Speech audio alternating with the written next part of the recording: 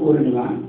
गुरुपौर्णिमेनिमित्त गुरुभक्तीचं वर्णन या शक्तिपात योग क्रिया याच्यामध्ये गुरुभक्तीचं महत्व सांगितलेलं आहे की सर्वजण लक्ष देऊ नये का, वृत्ती उठली तरी दाबून घ्यायची, कारण आपला सर्वांचा प्रबोध झालेला आहे. शक्तिपात योगाच्या साधन संपत्तीत श्री गुरु भक्तीला अनन्य साधारण महत्व आहे. याच्यामध्ये सर्व गुरु भक्ती अनन्य साधारण म्हणजे सर्वात जास्त महत्व गुरु भक्तीला दिलेलं आहे. अनन्य साधारण म्हणजे काही किंमतच नाही त्याला, अनमोल असं महत्व कोणाला दिलेलं आहे? गुरु भक्तीला. पण कशामुळे?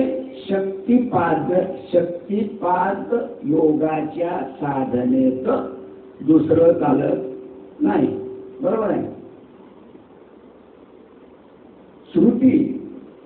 स्मृती पुराणे अवतारी पुरुष ऋषी मुनी संत महंत यांनी शेकडो प्रकारे या अनंत पद्धतीने श्री गुरुभक्ती एकाच विषयाचे महात्म्य सांगितलेले आहे. मग कोणतंही शास्त्र होतो, प्रत्येक शास्त्रामध्ये गुरु महात्म्य सांगितलेलं आहे. श्री गुरु भक्तीच्या असामान्य महिम्याने, श्रेष्ठत्वाने आणि भव्यत्वाने, दिव्यत्वाने व अलौकिकत्वाने ज्ञान प्राप्त झालेल्या अनुभूतीच्या वैभवाने या सर्वांना इतकं मोहित केलं, इतकं मोहिनी घातलेली आहे की या विषयीचे वर्णन करताना म्हणजे या गुरुभक्तीचं एवढं महत्व सांगितलेलं आहे, असामान्य महत्व सांगितलेलं आहे, अलौकिकता सांगितलेली आहे की त्याच्या प्रतिमेचे जे नवनवीन उन्मेष प्रगट झालेले दिसतात. गुरुभक्ती केली म्हणजे साधकाच्या ठिकाणी नवीन नवीन उन्मेष प्रगट झालेले दिसतात. नवीन नवीन क्रिया साधकाच्या ठिकाणी होत राहते आणि त्यामुळे मन स्थिमित होऊन जाते.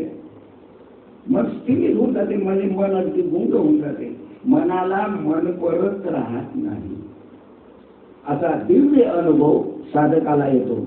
श्री गुरुभक्तीचे सामर्थ्य ज्यांनी ओळखले, आता इथं ओळखणारे सर्वच आहे आणि ओळखून बिना ओळखणारे पुष्कळ आणि बिना ओळखणाऱ्यामधून ते बिना ओळखणारे भक्त माने. कोणी आहे का असं?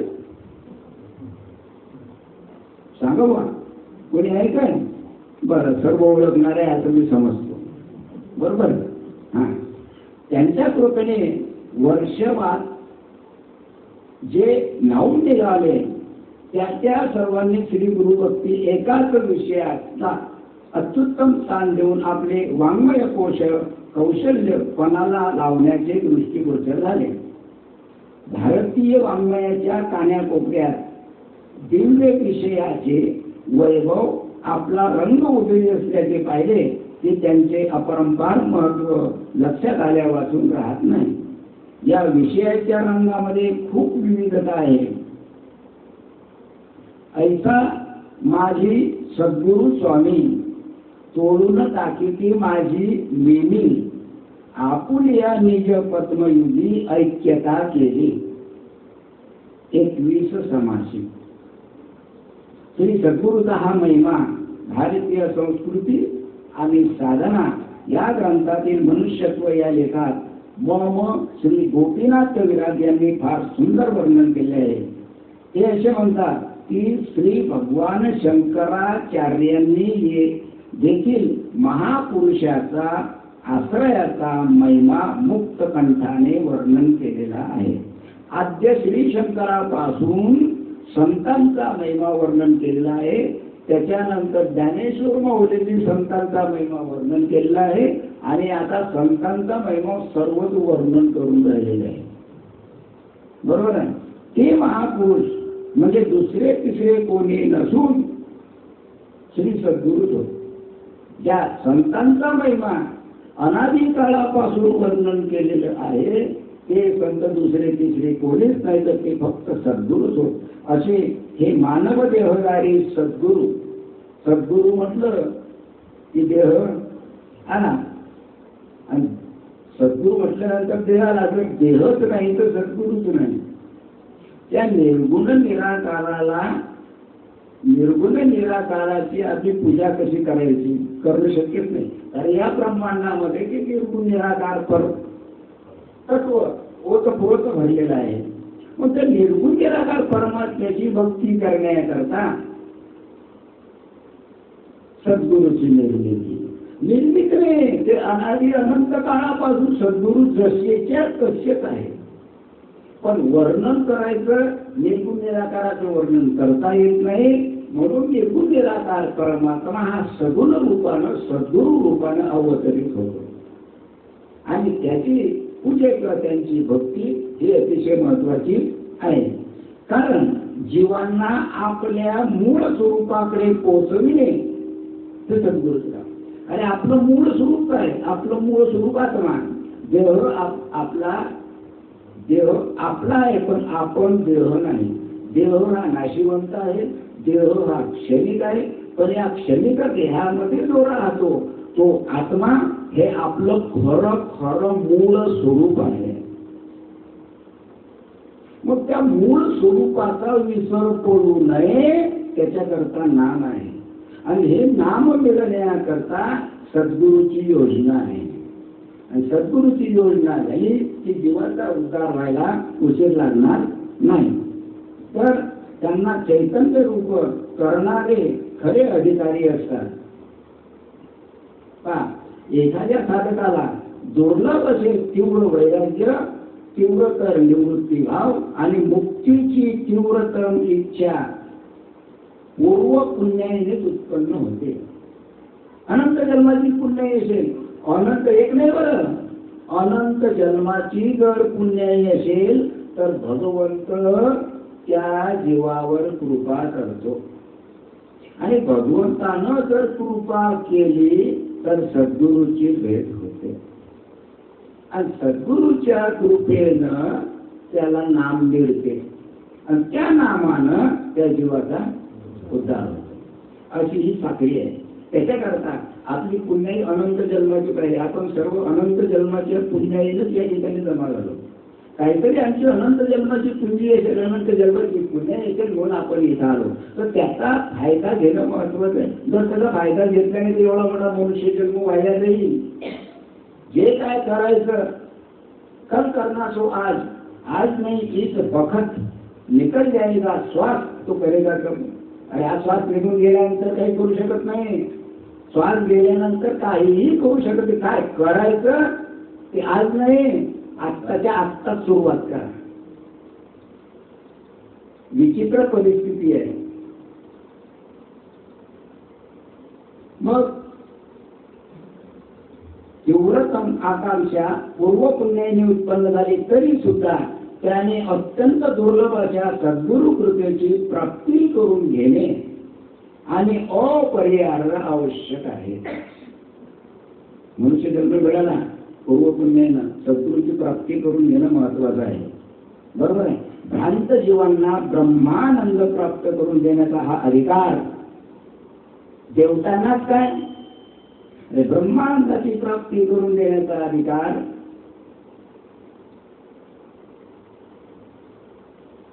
आत्मप्राप्ती करून देण्याचा अधिकार, जीवाचा उद्धार करण्याचा अधिकार देवतांनाच काय, परंतु मुक्त पुरुषांनाही असत नाही. मुक्त पुरुष सुद्धा जीवाचा उद्धार करू शकत नाही. देवता सुद्धा जीवाचा उद्धार करू शकत नाही. कोणाचा? भ्रांत जीवाचा. एक मात्र श्री सद्गुरूच हे कार्य करतात. संत किती आहेत? पुष्कळ आहेत. साधू किती आहेत? पुष्कळ आहेत. पण उद्धार करणारा सद्गुरू मात्र येतो. सद्गुरू असेल तर जीवाचा उद्धार होईल. बाकीचे संत जीवाचा उद्धार करू शकत नाही. बरोबर आहे. त्यांचं जीवन कार्य पाहायचं, त्यांचा अभ्यास करायचा, त्यांच्यानुसार चालायचं. बरोबर आहे. त्यांचे गुणगान गायचे, त्यांचं गुणवर्णन करायचं, पण उद्धार करण्याचा अधिकार संतात नाही, तो फक्त सद्गुरूमध्ये आहे. एकटा सद्गुरूच जीवाचा उद्धार करू शकतो, बाकी संत सद्गुरूचा उद्धार करू शकत नाही, कारण ते संत आहेत पण सद्गुरू नाही. आणि सद्गुरूचा अधिकार आहे जीवाचा उद्धार करण्याचा. होते काय, आम्ही बाकीचे संत पकडतो, सद्गुरू सोडून देतो. असं चालेल की नाही? गुरु सद्गुरू सोडून द्यायचा आणि बाकीचे संत हातात धरायचे, उद्धार होणार नाही. गुळ असतो, गुळाच्या भोवती मासे असतात की नाही? त्या गुळाला मासे चिकटतात. तुम्ही भूकर मारले, हात हलवले तरी ते माशी उठत नाही. असं सद्गुरूला चिटकलेलं पाहिजे, त्या जीवाचा उद्धार होईल. खूप म्हणता बरोबर माशी उडून घेत काय खायला, माझे खूप म्हणता बरोबर उडून जाणारी पुष्कळ आहे ना, तिथे बापा बापा येत नाही. 100 जणांना घेतले आणि तिच्यामध्ये कितीतरी 2-4 जणांचा भाव, बाकीच्यांचे भाव उडाले. म्हणजे तुम्ही बाकीच्यांना मानतात, कीर्तनकार झाले, प्रवचनकार झाले, विद्वान झाले, पंडित झाले, नाही काय, जे जे काही आहे यांना तुम्ही मानता, पण सद्गुरूलाच मानत नाही. काही फायदा नाही, काही फायदा नाही. एक तर गुरुला माना फक्त, बाकीला मानायची आवश्यकताच नाही. कारण सद्गुरू तुमच्या जीवाचा उद्धार करू शकेल. बरोबर आहे. साधकाला सद्गुरूचा शोध करायला फिरावं लागत नाही. सद्गुरूचा शोध करायला फिरायची आवश्यकता नाही. आपणहून सद्गुरू तुमच्या घरी येतात आणि तुमच्या जीवाचा उद्धार करतात. पण अनंत जन्माची पुण्याई असेल तर, अनंत जन्माची पुण्याई पाहिजे तर सद्गुरू तुमच्या घरी येऊन तुमच्या जीवाचा उद्धार करेल. काही शोधायची आवश्यकता नाही, डोंगर दऱ्या खोऱ्यामध्ये जायची आवश्यकता नाही, तुमच्याच घरी येतात आपोआप. काही शोधायचं काम नाही. मात्र कधी कधी आपल्या कर्मक्षयासाठी प्रयत्न करणे आवश्यक असते. प्रत्येकाच्या घरी जातीलच असं नाही, पण आपला कर्मक्षय जो आहे, या कर्मक्षयासाठी आपल्या कर्माचा नाश करण्याकरता आपल्याला सद्गुरूकडे गेलं पाहिजे किंवा सद्गुरूला ढूंढायला पाहिजे, सद्गुरूचा शोध घ्यायला पाहिजे. मग वेळ आली की सद्गुरू स्वतः मुमुक्षु जीवांना मार्गदर्शन करतात. ऐशी कर्मे साम्य दशा, ऐशी कर्मे साम्य दशा. मग श्री गुरु आपैसा आपाप येतो. बरोबर आहे. हे तेजा ज्ञानशैलीमध्ये आहे. श्री सद्गुरू शिवाय कोणताही जीव मार्ग प्राप्ती करू शकत नाही. अहो सद्गुरू नाही त्याला रस्ताच दिसत नाही, रस्ता दिसतच नाही. सद्गुरू असेल तर त्याला रस्ता दिसेल आणि त्या रस्त्यानं तो धीरे धीरे मुंगीच्या पावला ना का होईल, पण तो शेंड्यापर्यंत पोहोचेल. सद्गुरूच नाही तर त्याला रस्ता दिसतच नाही. कित्येक जन्म जातात, परंतु त्याला रस्ता दिसत नाही, जिवंतपणे तर दिसतच नाही. हे भाषण केल्यावर मग कशाचं दिसणं, कारण टाइम निघून गेलेला असतो. बरोबर आहे. मग मार्गक्रम करणे तर फारच दूर नाही. त्यांच्या आश्रयाशिवाय मार्गावर चालण्याची शक्ती कोणत्याही जीवामध्ये नसते. त्यांच्या मार्गावर, त्याच्या रस्त्यावर चालण्याची शक्ती कोणत्याच जीवात नाही. तितकेच नव्हे तर श्री महालक्ष्मीचा साक्षात परिचय त्यांच्याशिवाय इतरांना असत नाही. महालक्ष्मीचा परिचय सुद्धा सद्गुरूशिवाय होऊ शकत नाही. जीव अल्पज्ञ, जीव कसा आहे? अल्पज्ञ. ज्ञान कसं आहे? अल्पज्ञ. जीवाला ज्ञान अल्पज्ञ असते.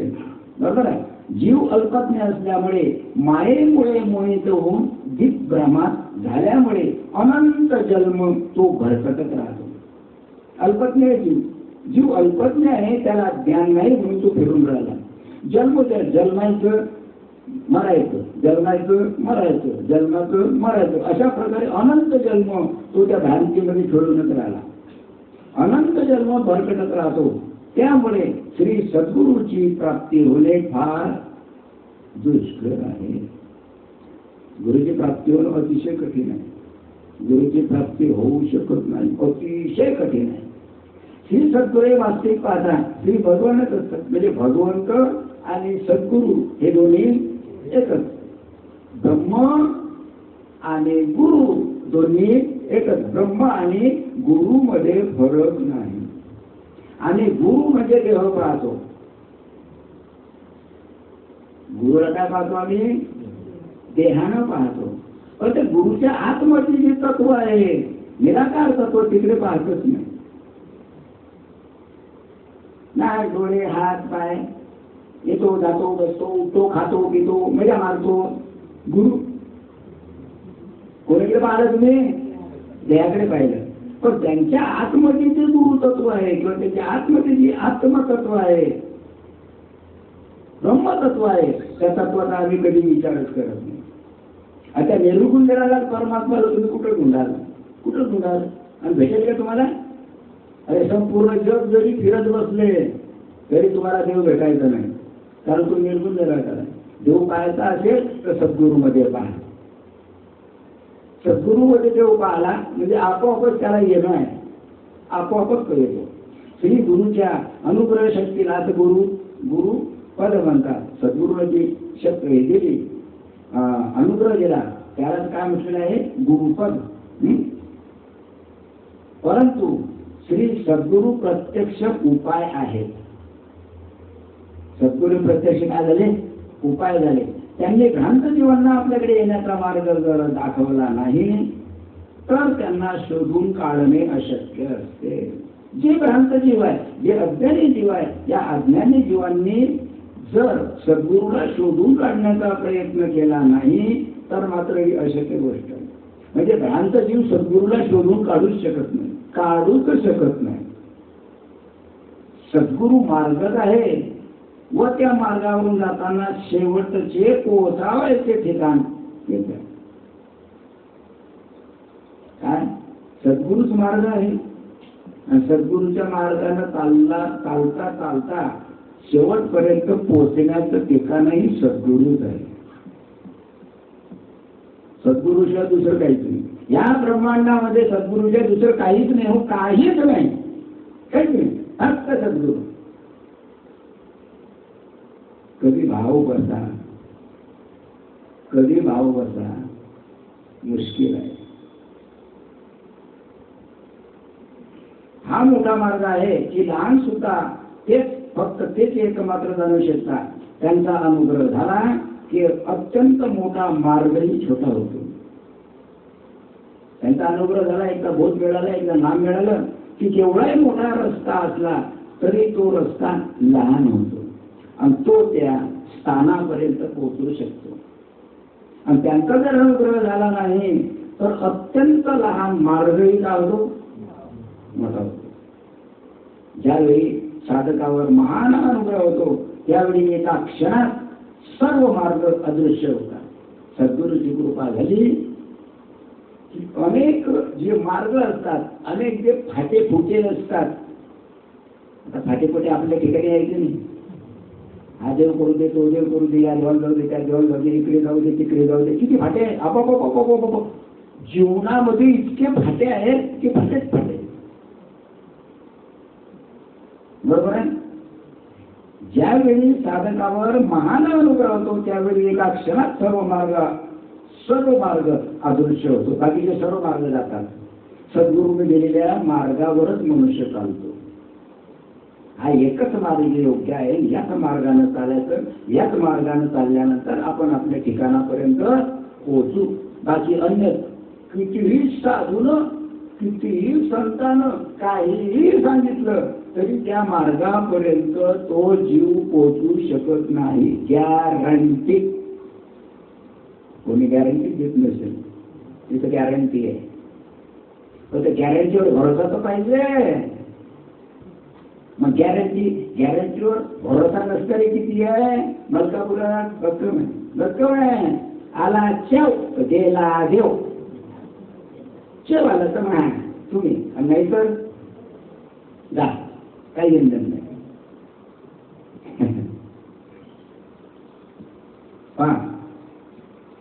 त्याच्यानंतर गुरु तत्व म्हणजे काय? गुरुतत्व आणि ईश्वरी तत्व दोन्ही एकच आहे.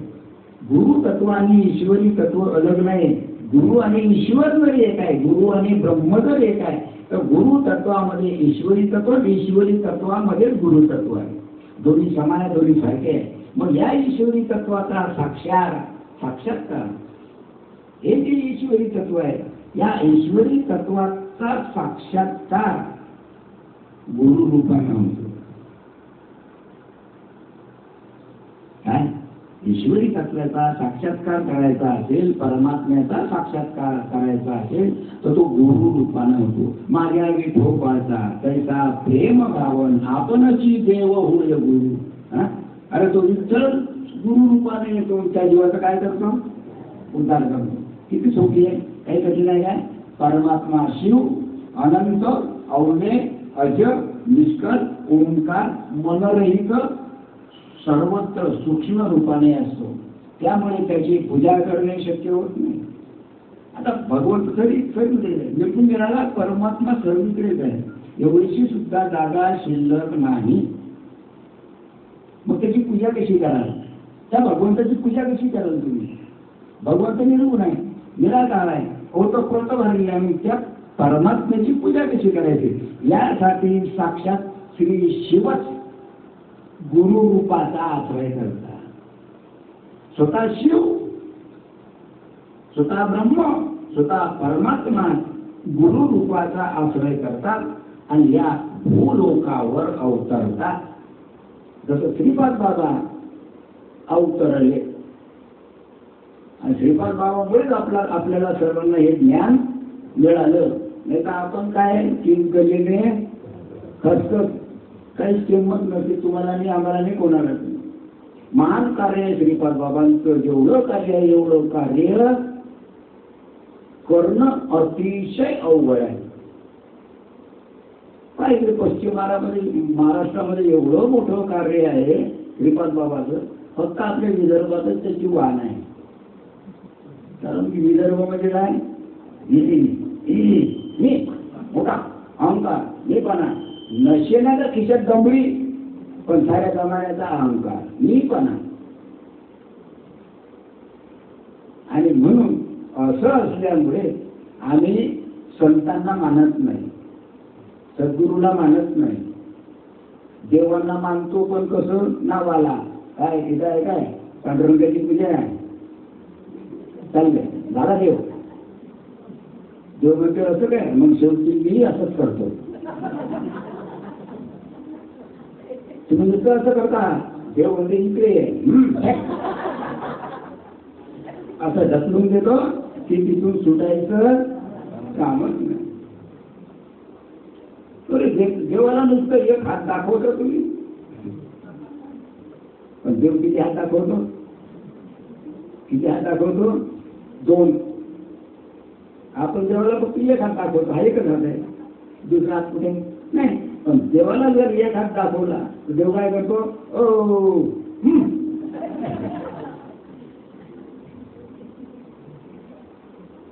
डबल काय झालं ते?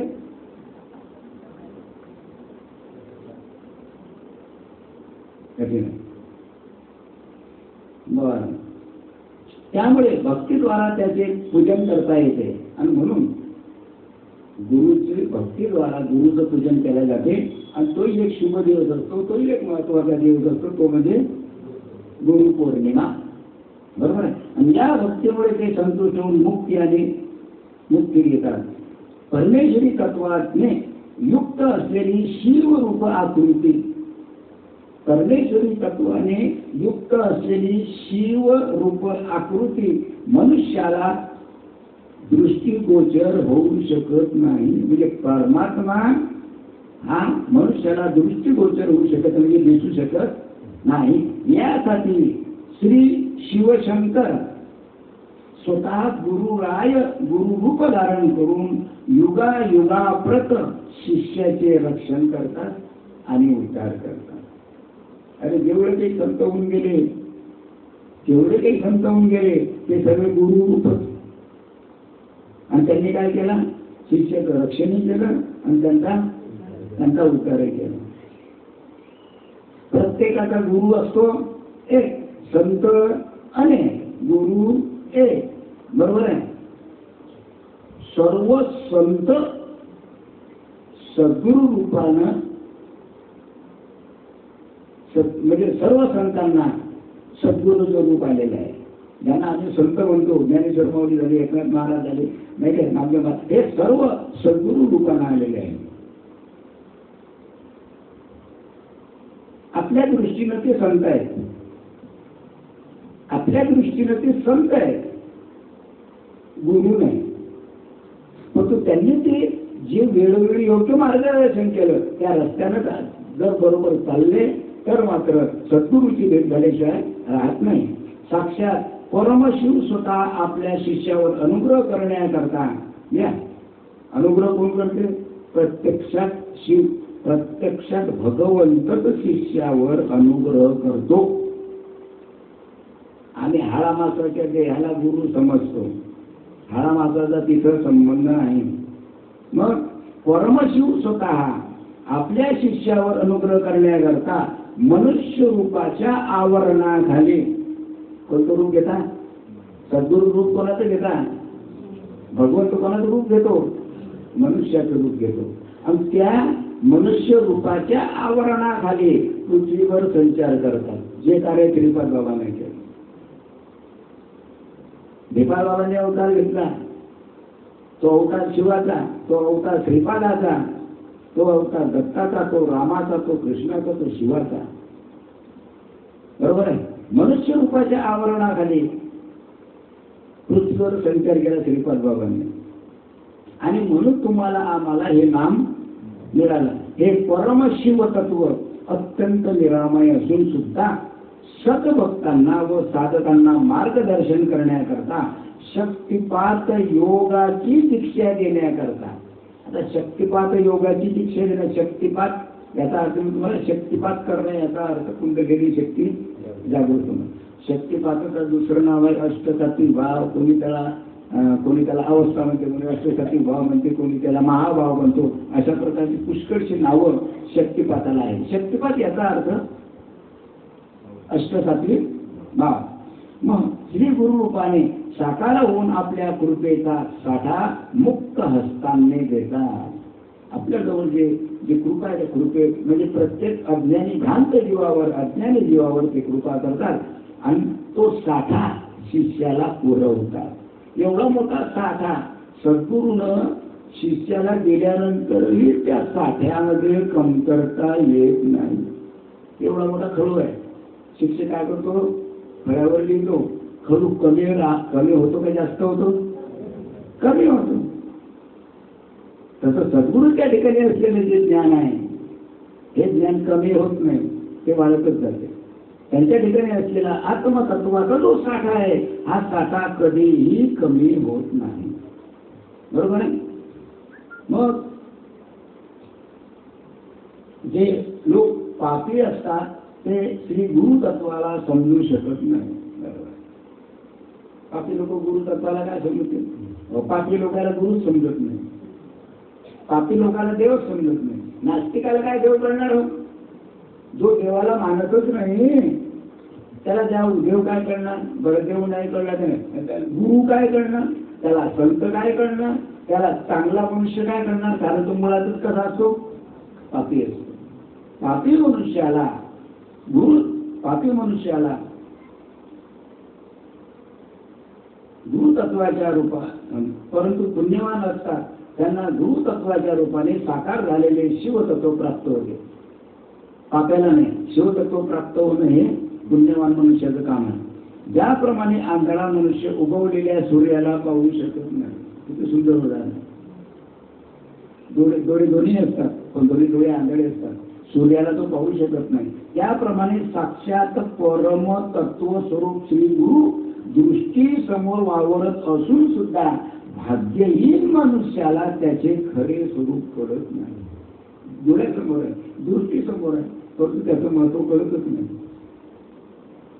हे अगदी नितांत आणि त्रिकाल बाधित सत्य आहे. श्री गुरु अगदी साक्षात श्री सदाशिव स्वरूप असतात, याबद्दल कसली शंका बाळगण्याचे कारण नाही. ती स्वरूपच असतात. श्री सद्गुरू हे अशा प्रकारे श्री सदाशिव स्वरूप नसते तर त्यांची मुक्ती देण्याचे सामर्थ्य आले नसते. काय म्हणजे शिव हे स्वतः सदाशिव नसते. सदाशिव नाव काय? सदाशिव. सदा म्हणजे हमेशा करता मुक्ती देण्याचं काम सदाशिवाचं आहे. जर ते सदाशिव नसते तर मुक्ती देण्याचं काम कोणच केलं नसतं. श्री सदाशिव व श्री गुरु या दोघांमध्ये कोणताही भेद असत नाही. ते तत्वता एकच असतात. या अर्थाने शास्त्रात सांगितलेलं आहे, प्रत्यक्ष महेश्वरच मनुष्य रूप धारण करून श्री गुरुमुखाने माया मग्न जीवावर कृपा वर्षाव करतात आणि त्या जीवाचा काय करतात? उद्धार करतात. सुद्धा भगवंताचे काम आहे. भगवंत गुरु रूपाने येतो, भगवंतच उद्धार करतो. पण समजणं अतिशय कठीण आहे. कारण एक बद्ध जीव दुसऱ्या बद्ध जीवाचा उद्धार करू शकत नाही. अरे बद्ध जीव बद्ध जीवाचा उद्धार करू शकत नाही, कारण तोही बांधलेला असतो, नाही बांधलेला असतो. आता दोघेही बांधलेले असतात, कसे एकमेकाला सोडवतील? उदाहरण मागे कीर्तनाला सांगितलं होतं, एक बद्ध जीव दुसऱ्या बद्ध जीवाचा उद्धार करू शकत नाही. पण एक मुक्त जीव अनेक बद्ध जीवांचा उद्धार करतो. जो मुक्त असतो तो अनेकांना मुक्त करतो. अनेक जीवाचा तो उद्धार करतो, कारण तो मुक्त आहे, तो मोकळा आहे. म्हणून अनेक जीवाचा तो अनेक जीवांना तो करतो, मुक्त करतो. मग श्री सद्गुरूचे खरे स्वरूप काय असते हे आता आपल्याला पाहायचे आहे. श्री गुरुचे वास्तविक कार्याकरून त्याचे स्वरूप, महिमा आणि अध्यात्म जीवनातील त्यांच्या स्थानाची निश्चित होणार असल्याने श्री गुरुच्या खऱ्या कार्याचा परिचय करून देऊ. आता गुरुचं कार्य आहे. या ठिकाणी आपल्याला समजते की परमात्मा आणि सद्गुरू दोन्ही एकच. मग आता गुरुचं कार्य कोणतं? तर गुरुचं कार्य आहे अनुग्रह करणे. शरण आलेल्या शिष्यावर शक्तिपातयुक्त दीक्षानुग्रह करणे हे गुरुचं काम.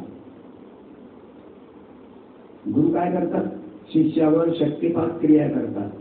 त्या शक्तिपाताच क्रिया किंवा अष्टसात्विक भाव हे नामाशिवाय होत नाही, हे लक्षात ठेवा. जर नाम असेल तर शक्तिपात होईल, नाम असेल तर कुंडलिनी शक्ती जागृत होईल, नाम असेल तरच अवस्था होईल. तसं होणार नाही.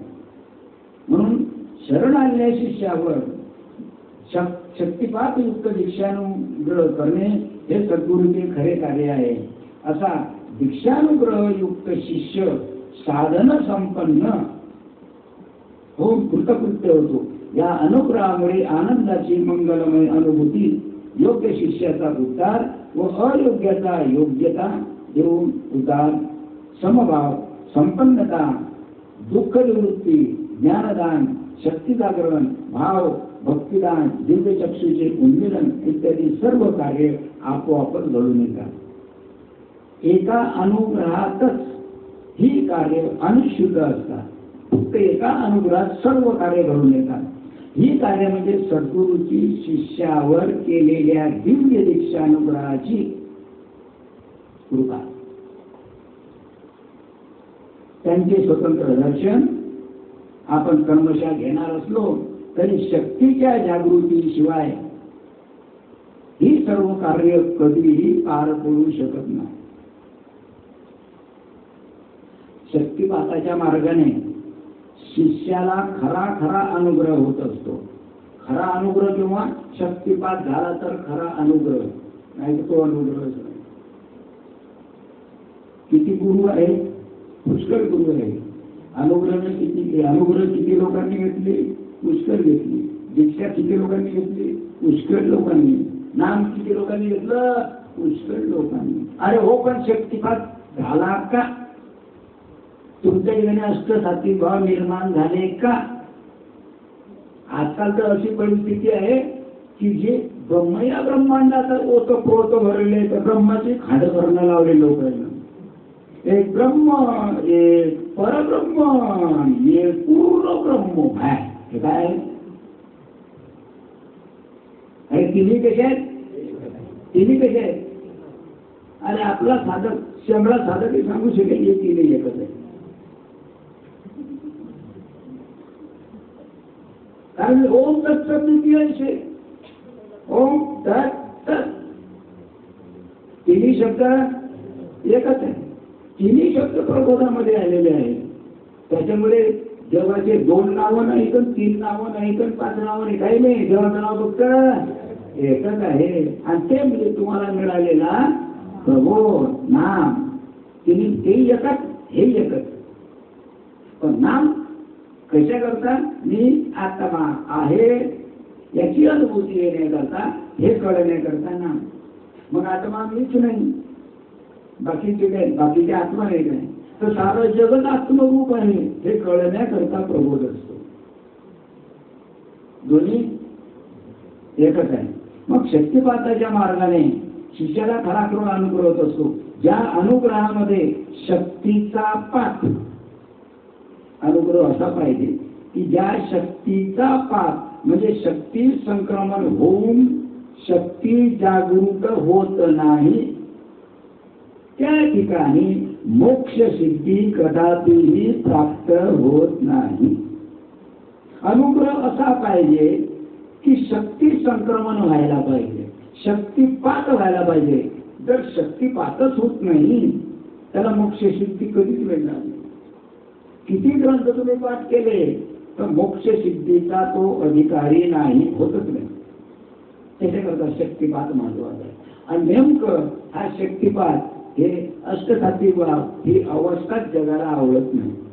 तेवढंच नाही आवडत, बाकी सर्व आवडतं. त्यामुळे तुमचं सर्व चांगलं आहे हो, पण हे अंगात येणंच पटत नाही. अरे म्हणजे खरं आहे ते पटत नाही, बाकी ते घेऊन बसतात. त्याचा काही फायदा आहे काय? जे महत्वाचं आहे ते सोडून देतात आणि बाकीचं देव देव सुरू. मग अशा जीवांचा उतार कधीच होत नाही, लक्षात ठेवा. त्याप्रमाणे उपरोक्त कार्यही संपन्न होत नाही. यामुळे ज्याच्याजवळ शक्तिपासानुसार शिष्याला अनुभूती देण्याचे सामर्थ्य असत नाही तो गुरु नाही. शक्तिपात करण्याचं सामर्थ्य ज्याच्याजवळ नाही अरे तो गुरुच नाही. दीक्षा दिल्यानंतर त्या ठिकाणी शक्तिपात निर्माण व्हायला पाहिजे, अवस्था निर्माण व्हायला पाहिजे, अष्टसात्विक भाव निर्माण व्हायला पाहिजे. जर झालं नसेल तर तो गुरुच नाही. मग गुरु किती पहा, तुम्ही तुमचाच त्याचा अभ्यास करा. गुरु किती?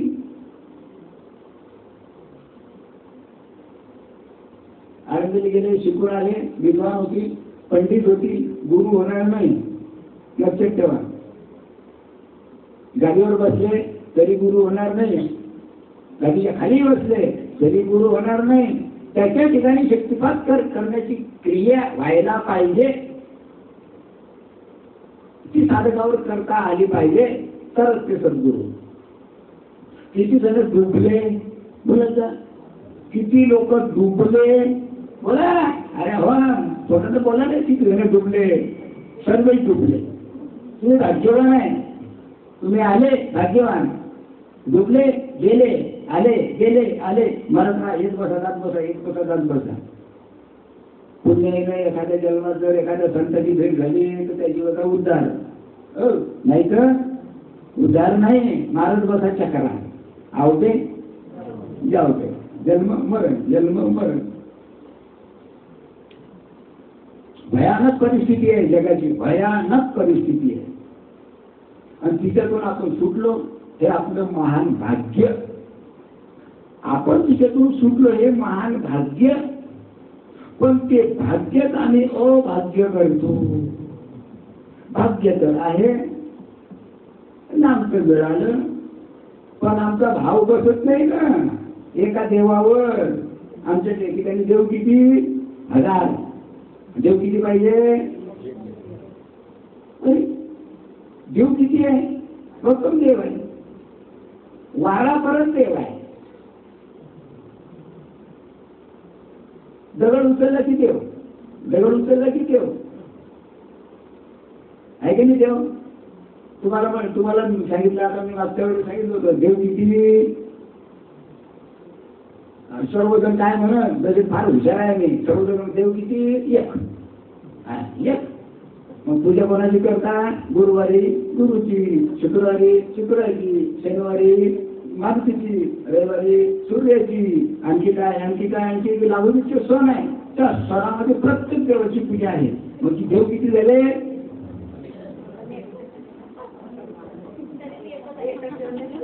तिकडे म्हणता येत आणि पूजा करता. मग आता तुम्हाला ज्ञान म्हणावं का चांगलं म्हणा, आणि तो एकच देव तुमच्या आमच्यामध्ये या ब्रह्मांडात ओतप्रोत भरलेला आहे, त्याला जाणा. गुरुकृपेशिवाय तो जाणल्या जात नाही.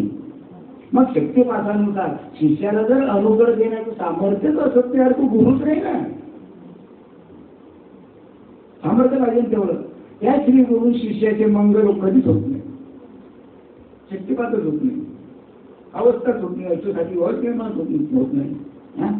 मग मग त्या जीवाचा उद्धार कसा होईल, तो गुरुच नाही. कोणी कितीही सांगितले,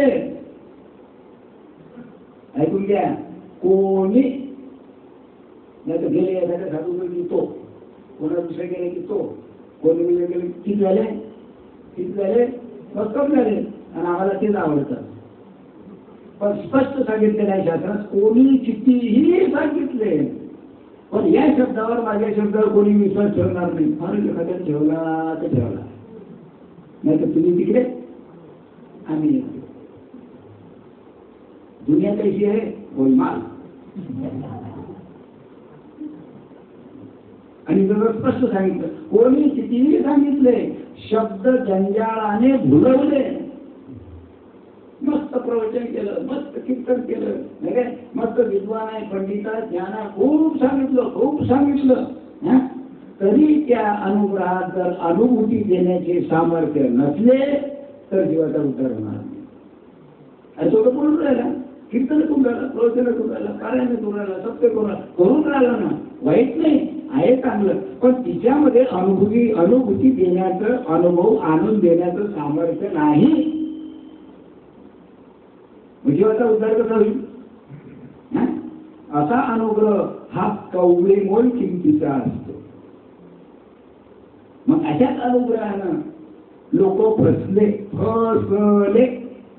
किती लोक फसले, किती लोक फसले, अरे बाप रे. या या म्हणा म्हणा रामकृष्ण घ्या, म्हणा रामकृष्ण. अरे भगवंताला सांगितलं की माझं जे ज्ञान आहे, माझं जे नाम आहे, हे कसं आहे, गुह्य आहे, गुप्त आहे. मग राम सर्वांनाच माहित आहे, कृष्ण सर्वांनाच माहित आहे, हरी हरी सर्वच म्हणतो, गुप्त आहे का, मग गुप्त काय. सद्गुरूजवळ जे नाम आहे ते गुह्य आहे, ते ज्ञानेश्वरीतही नाही, भागवतातही नाही, की तुम्हाला पुस्तक सापडणार नाही. एखादा फार विद्वान पंडित असला, जरी त्याला ते नाम सापडलं, हे बा हो असताना काही शहाणे, तुमच्या गुरुने तुम्हाला कोणतं नाम दिलं, काही शहाणे म्हणता हे दिलं, महापाप, तो नरकातला केला, कारण गुह्य आहे. कसं आहे ते गुह्य, येता करायची ते दुसऱ्याने सांगितलं तर तो काय करतो, शास्त्र पाहतो, आणि ते शास्त्र पाहिल्यानंतर त्याला ते नाम तिच्यामध्ये सापडत नाही. मग एखादा ग्रंथ असा असतो की तिच्यामध्ये ते नाम त्याला सापडते, पण सापडून तरी त्याचा काही फायदा आहे का, त्याला गुरुमुख पाहिजे, गुरुचं तोल पाहिजे. गुरुच्या मुखातून ज्या वेळेस ते नाम मिळेल त्याच वेळेस त्या जीवाचा उद्धार होईल, तसा होणार नाही. सोपी गोष्ट नाही. असा अनुग्रह हा कवडीमोल किमतीचा असतो. यासाठी उपासनेचा मार्ग व दीक्षेचा प्रकार कोणताही असला तरी ज्यावेळी परंपरागत सामर्थ्याने, आणि कोणा परंपरा, आमची परंपरा आहे, ओम ब्रह्मा श्री दत्तात्रय नारायण लक्ष्मण बलिन सकाळानंद शांताबाई बदलवा शिरवा श्रीपाद बाबा श्रीपाद बाबा असे आम्ही आणि आमचे तुम्ही, काय झाली परंपरा आहे. मग परंपरा प्राप्त सामर्थ्याने श्री सद्गुरु शिष्यावर शक्तिपात करतात. संपूर्ण गुरु परंपरा पाठीशी असते.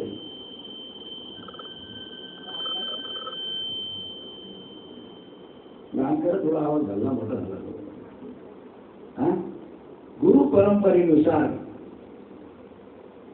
सद्गुरू काय करतात, शिष्यावर कृपा करतात, अनुग्रह करतात. त्याला गुरु परंपराच पाहिजे. जर गुरु परंपरा नसली काही फायदा नाही.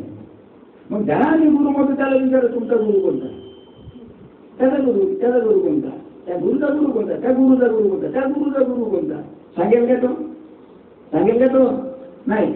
इथं प्रत्यक्षात आहे.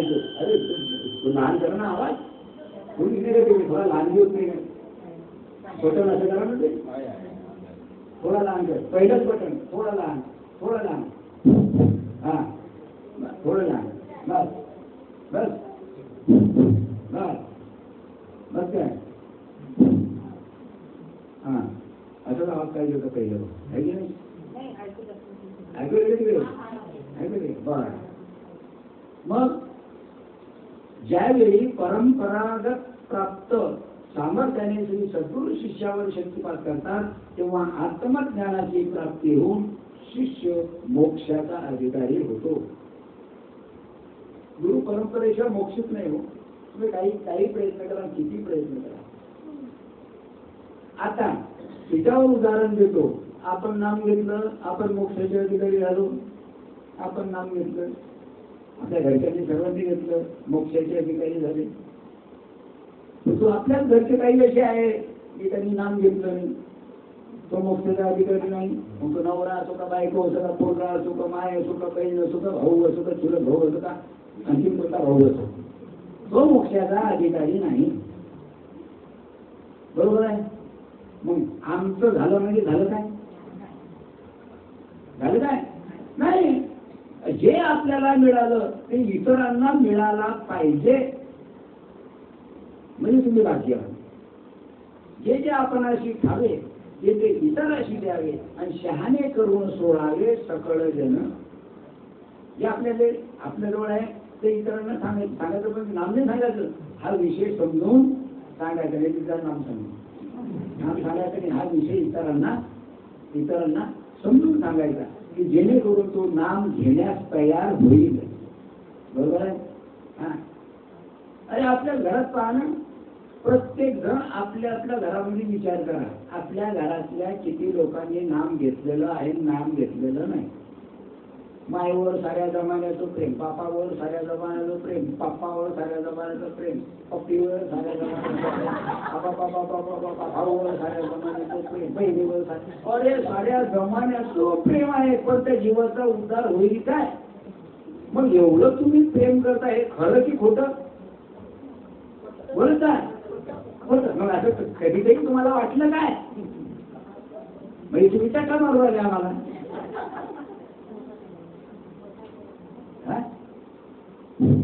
बरोबर आहे? कठीण आहे बा.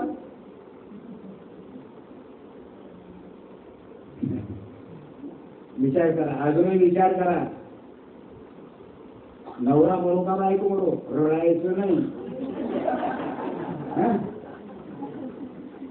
जर बायकोनं नाम घेतलं, नवऱ्यानं नाम घेतलं नाही, तो तसाच मेला, तर एवढा गळा काढून रडतात की खूपच. अरे हो, पण त्यानं नाम घेतलं नाही म्हणून रडा. नाम घेतलं रडायचं कारण तो पडला 1984 मध्ये अडकला, तो त्याचा तिथून सुटका नाही. आपण तरले नव्हे ते नवल बाकीचे कुळ अनेक आहे. ते कुळ आपण सगळं त्यात नवल नाही, बाकीचे ते कुळाचा उद्धार झाला पाहिजे याचा विचार प्रत्येकाने करायला पाहिजे. श्री गुरुचा उपदेश करणाऱ्याचे रूप ग्रहण करून जीवाच्या बंधनांना अगदी मुळापासून उठून सोडून टाकून परमपद प्राप्त करून देतात. त्याचे कारण असे आहे की सर्वावर अनुग्रह करणारा करुणानिधी ईश्वरच आचार्य रूप धारण करतो. म्हणजे सर्व कृपा करणारा सर्व भगवंत आहे. हा भगवंत आचार्य रूपानं म्हणजे गुरु रूपानं काय करतो, शरीर धारण करतो. बरोबर आहे? आणि कारण दीक्षेच्या द्वारा जीवांना मुक्तीचा मार्ग मोकळा करून देतो. बरोबर.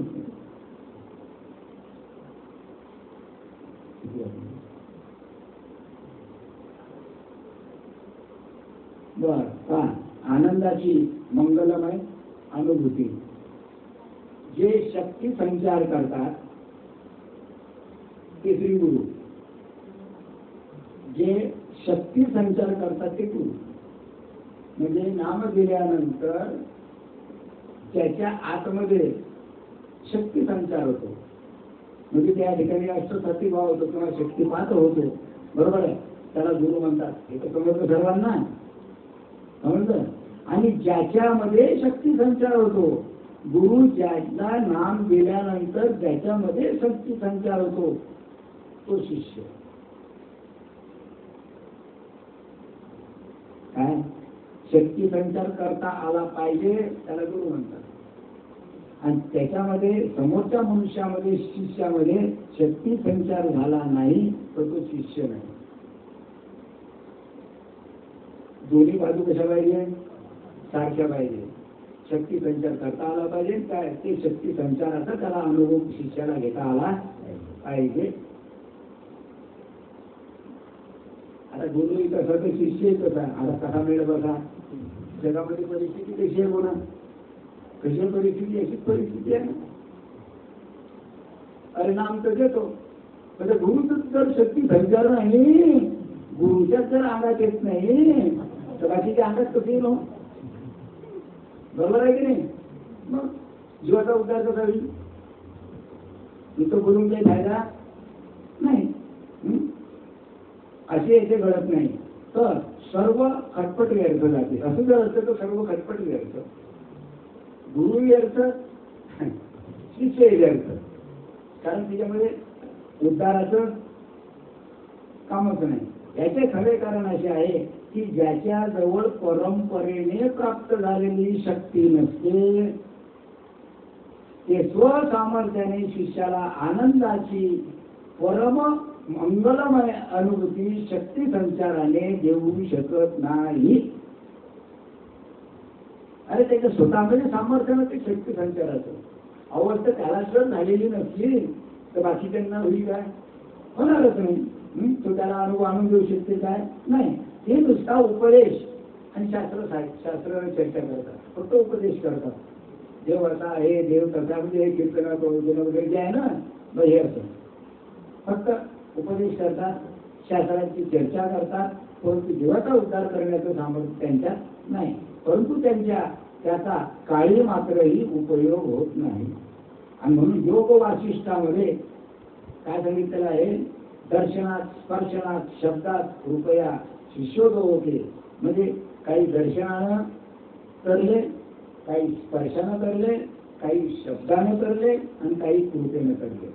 असे 4 प्रकार आहे करण्याचे. बरोबर आहे. शिष्याच्या देहामध्ये शिष्यभावाची मंगलमय अनुभूती करू शकतात त्याला गुरु असे म्हणतात. अशा प्रकारे शिष्याचा उद्धार करण्याची जी अद्भुत शक्ती श्री गुरुजवळ असते तोच त्याचे खरे लक्षण आहे. म्हणजे हे ज्ञान ज्याच्याजवळ आहे त्याचं ते खरं लक्षणच आहे. सत्य संकल्प श्री गुरु केवळ एक वार कृपात पूर्ण दृष्टिक्षेप करतात. उपरोक्त महान कार्य परिपूर्ण होते. कोणते कार्य करतात त्यांनी. आणि त्यांच्या दृष्टिपाताबरोबर कुंडलिनी शक्ती जागृत होऊन शिष्याला आनंदावेशाची मंगलमय अनुभूती प्राप्त होते. त्याला एवढा आनंद होतो, एवढा आनंद होतो, त्या आनंदाची त्याला अनुभूती प्राप्त होते. कोणती अनुभूती प्राप्त झालेली आता हे तुम्हाला सर्वांना झालेलं आहे.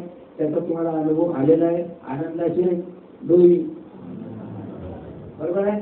म्हणता की नाही? आनंदाचे डोई आनंद तरंग, आनंदाचे डोई आनंद तरंग, आनंदाची अंग, आनंदाची अंग, आनंदाचे डोई आनंद तरंग. म्हणजे आनंदाचे डोई आनंद तरंग. हा केवढं मोठं संतांचे लेख आहे. आनंदाचे डोई म्हणजे समुद्र आहे. समुद्र आहे. समुद्रावर लाटा येतात. आता लाटा येतात म्हणून आपल्याला लाटा दिसतात. बरोबर आहे. कुठून येतात त्या? समुद्रावरूनच येतात, समुद्रावरच खेळतात आणि त्या समुद्रातच एकरूप होतात. मग त्या लाटा म्हणजे आनंद आणि तो समुद्र म्हणजे परमात्मा.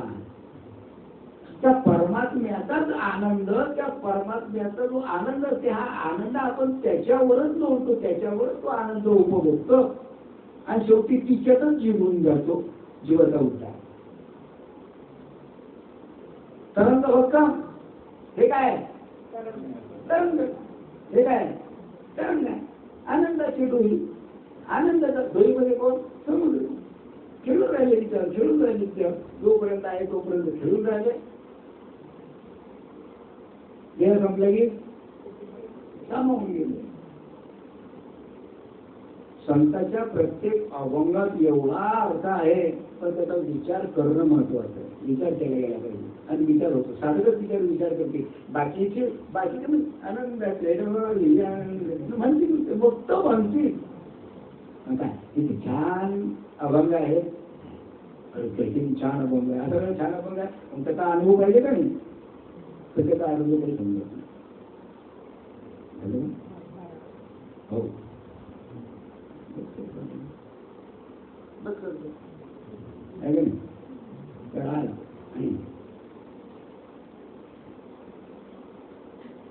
गुरुपौर्णिमेचा कार्यक्रम म्हणजे पहा, भाग्य कसं आहे.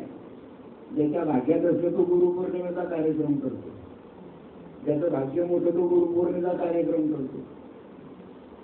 एवढी महान पुण्य आहे गुरुपौर्णिमेचा कार्यक्रम करणं, किंवा वैष्णव मेळावा वैष्णव मेळाव्याचा कार्यक्रम करणं, किंवा सर्व मिळून कार्यक्रम करणं, हे तेवढी मोठी पुण्य आहे.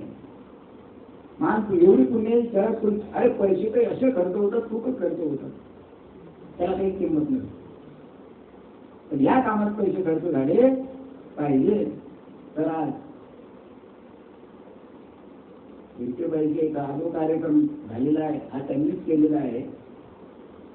अर्थात त्यांनी कोणाजवळ कोणत्याच प्रकारची अपेक्षा केलेली नाही. त्यांना असं वाटतं सर्वजण आपल्या घरी आले पाहिजे, आपल्या घरी हा सत्संग व्हायला पाहिजे गुरुपौर्णिमेचा. कारण गुरुचं सर्व महत्व कळलेलं आहे, पण त्या पूर्ण घराला कळलेलं आहे, आणि म्हणून हा कार्यक्रम आहे. नाही तर कशाचा आहे म्हणजे आहे आमच्या इथं असे तातड्यात जागा असून जागा घेत नाही लोक सत्संगा करतात. एवढ्या खोलीत बसावं लागते 50 लोक. किती दुःखाची गोष्ट. नाम घेतलेलं आहे, अवस्था झालेली आहे. असं असतं तर काही फायदा येतो का? अरे तुमच्याजवळ आहे, ओका ना, दुसऱ्याकरता करा ना. तुम्ही मन मोकळेपणानं करणं कार्य करायचं असलं नाही तर काय फायदा? अरे तो आनंद उपभोगण्याकरताच काय ना. मनुष्य जन्म कशा करता? त्याच्याकरता. जाऊ द्या असो. तर झालेली सेवा माझे सद्गुरू श्रीपाद बाबा यांचे चरणी अर्पण करतो आणि माझे 2 शब्द संपवतो. कुंडली गौरव ज्ञानदेव पंढरीनाथ महाराज की जय. माऊली ज्ञानेश्वर महाराज की जय. सद्गुरुनाथ महाराज की जय. सर्व संतन की जय. यांना आणलं आळखवा.